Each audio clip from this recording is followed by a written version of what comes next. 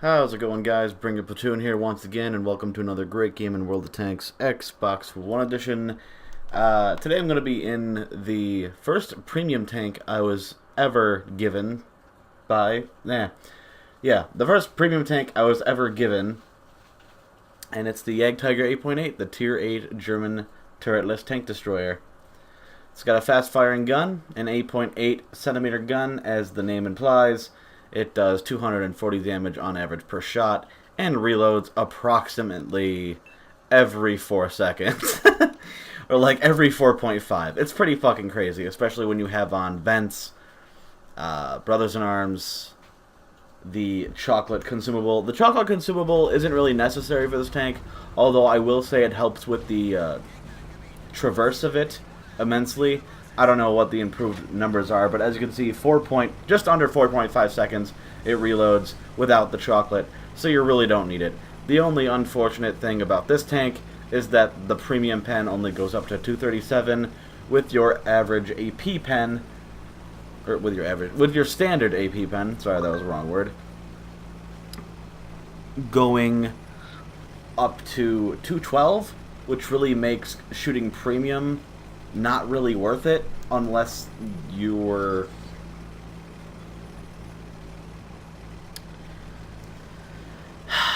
shooting like more armored targets, I guess. But like, it's not. It can help with like T-28 prototypes, and maybe you'll get lucky penning the lower plate of quote unquote upper plate of a T-28 if he's far enough away where shooting the hatches is kind of like a hit and miss 80% of the time.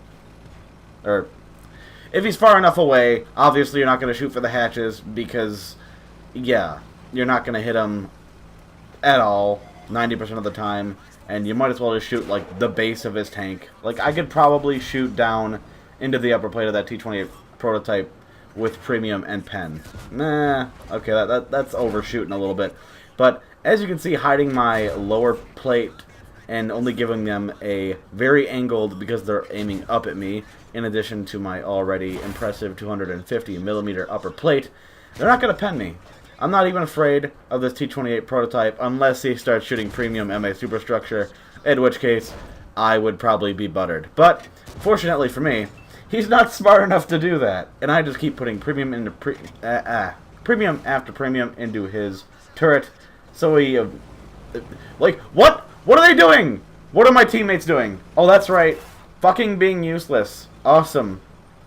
So, I don't know really why I make this push here so aggressively. I could have very easily just stayed up there.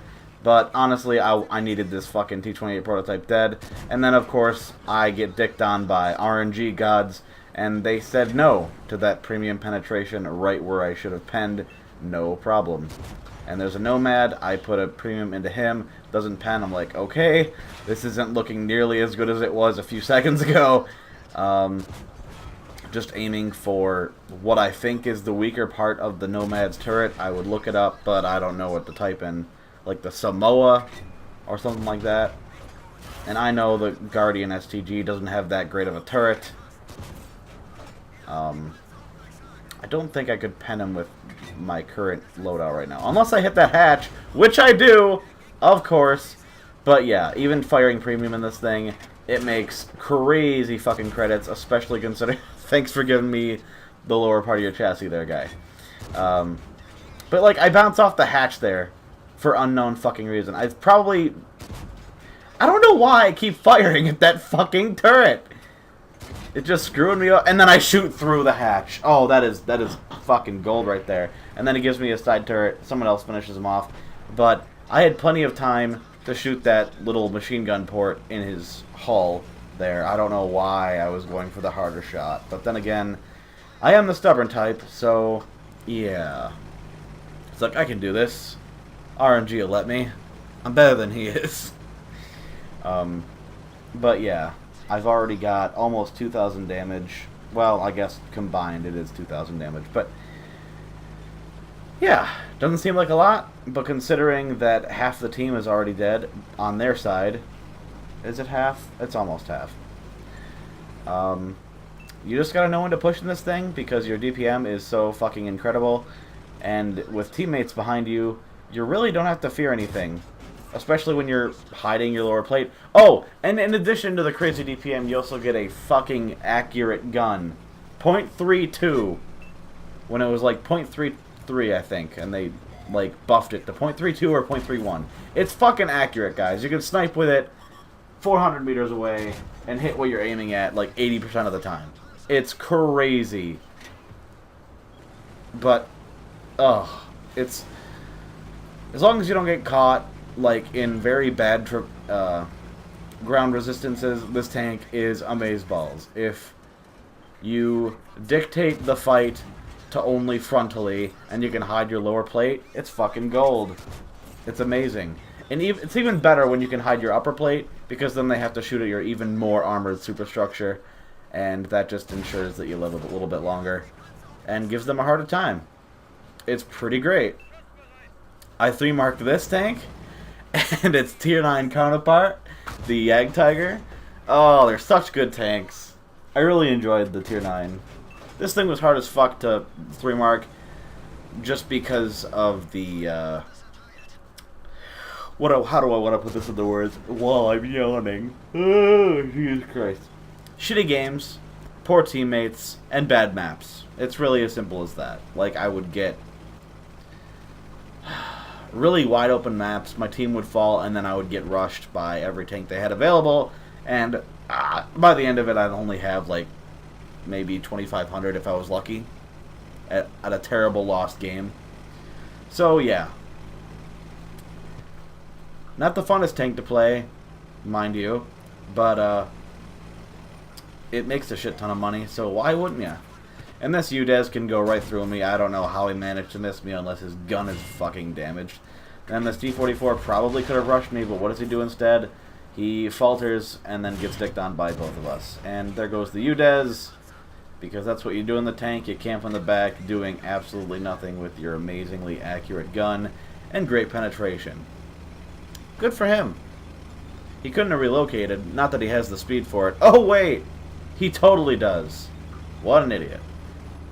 So there's only that Centurion left. I'm trying to get some more pens, and magically that one goes in to where I was aiming, despite the circle being so ginormous, like bigger than the side of the tank. Oh, but yeah, you saw how many premiums I slinged in the beginning of the game. I switched over to standard ammunition when I felt like it was safe to do so, and I believe I'm in a top tier game. Yeah, I'm top tier in this, and it's also preferential.